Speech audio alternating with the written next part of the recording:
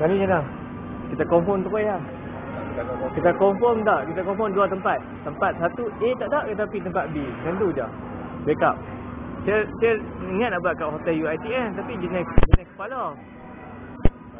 Satu kepala dalam 28 tu. 8. Dia apa bukit? Tapi jenis ramai. Ah, tak nak boleh. Boleh. Bukan. Student lah, catering ni bang. Okey lah. Yalah, student. Dia mesti dulu lah. Tapi Safira Club saya buat hari tu out. Tak boleh. Dia makanan dia tak sedap lah, tak ni lah. Tapi hotel UiTM tu bukan boleh lah. Kepala tak semua ramai lah. Haa. Tengok kan ada keluar rasa. Tu lah. Sebab mereka kata kalau boleh cari yang hidang lah.